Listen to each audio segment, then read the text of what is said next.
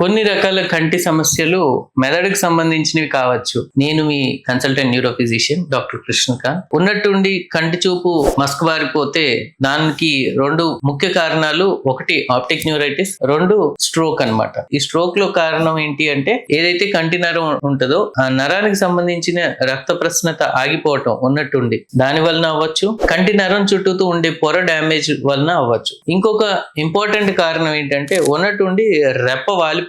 So దీన్ని ptosis అంటాం అనమాట. ఈ రెప్ప వాలిపోవడం దానికి సంబంధించి కారణాలు రకరకాలు ఉంటాయి. రెప్పకు సప్లై చేసే నరం డ్యామేజ్ అయ్యే అవకాశం ఉంటది. అందులో స్ట్రోక్ అవ్వచ్చు, ఒక్కోసారి ట్యూమర్ అవ్వచ్చు. Most important thing myasthenia gravis అంటాం అనమాట.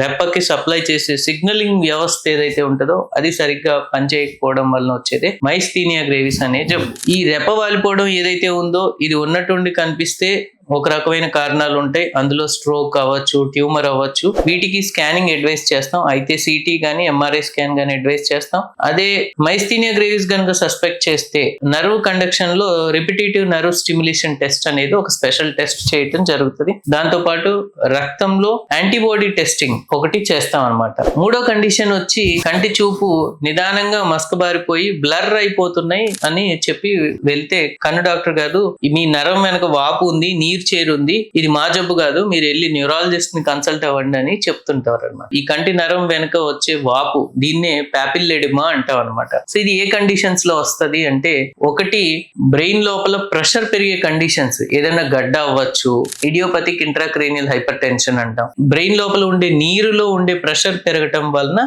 ఈ కంటి నరం మీద కూడా బ్యాక్ ప్రెషర్ రావటం జరిగి నరం ఉబ్బటం అనేది చూడటం జరుగుతుంది. సో అందుకనే పాపిల్లెడిమా అనేది చూడంగానే మేము ఇది బ్రెయిన్ కి సంబంధించిన జబ్బు అని స్కాన్ చేయటం జరుగుతుంది. అండ్ దానికి సంబంధించిన కారణాలు వెతుకుతాం. దానికి సంబంధించిన టెస్టులు విడిగా చేసి ట్రీట్మెంట్ చేస్తాం జరుగుతుంది.